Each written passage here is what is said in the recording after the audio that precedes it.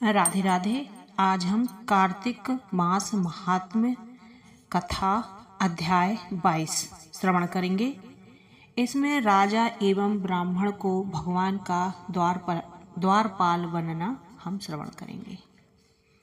विष्णु गण बोले, हे धर्मदत्त, एक दिन विष्णु दास नित्य कर्म कर रहा था, तब उसका बनाया हुआ भोजन कोई चुरा ले गया। वह उस पाक को वहां ना पाकर दुखी हुआ और व्रत भंग के डर से फिर भोजन नहीं बना सका। इसी प्रकार 7 दिनों तक उसकी कोई रसोई की पवित्र सामग्री चुराकर ले जाता रहा। तब उसने सोचा, मैं 7 दिन से उपवास व्रती हूँ, आज पाक की रक्षा करूँगा। इस प्रकार रसोई बनाकर वह छिपकर बैठ गया। इतने में ही देखा कि पाक चुराने एक चांडाल आया है। उसे भूख से तड़पता देखकर ब्राह्मण बहुत दुखी हुआ। फिर वह अन्न ले जाते देखकर ब्राह्मण बोला, ठहर जा, अरे यह रूखा सूखा भोजन क्यों खाता है? घी भी लेता जा, चुपड़ कर खा लेना। यह कहते हुए श्रेष्ठ ब्राह्मण को अपनी ओर आता देख वह तेजी से भागा और मूर्छित होकर गिर पड़ा। उसे मूर्छित अवस्था में देखकर ब्राह्मण अपने वस्त्र से हवा करने लगा।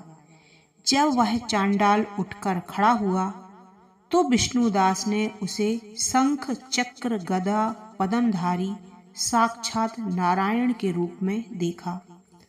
भगवान के दर्शन करके सात्विक भाव से युक्त वह ब्राह्मण उनकी स्तुति तथा प्रणाम कुछ भी नहीं कर सका।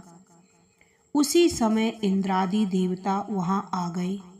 गंधर्व और अप्सराएं प्रसन्नता से नाचने एवं गीत गाने लगी। विष्णुदास की भक्ति से ही प्रसन्न होकर विष्णु भगवान ने दर्शन दिए।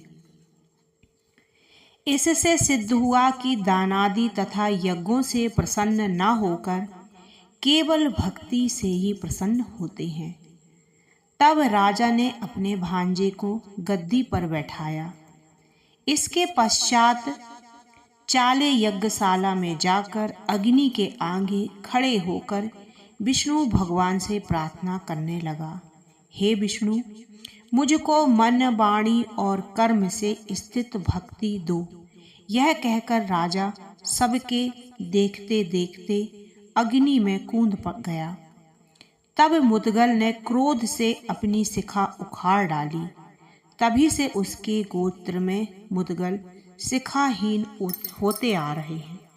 तब ही अग्नि कुंड से प्रकट हुए भक्त वत्सल भगवान ने राजा चोल को आलिंगन करके अपने श्रेष्ठ विमान में चढ़ा लिया और अपना स्वरूप देकर उसको सब देवताओं समेत वैकुंठ को ले गए।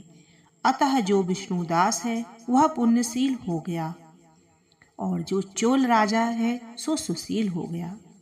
इन दोनों ही बराबर रूप वालों को भगवान ने अपना द्वारपाल बना लिया। राधे राधे। लोग कार्तिक मास महात्म्य कथा की जय, विष्णु भगवान की जय, लक्ष्मी जी की जय।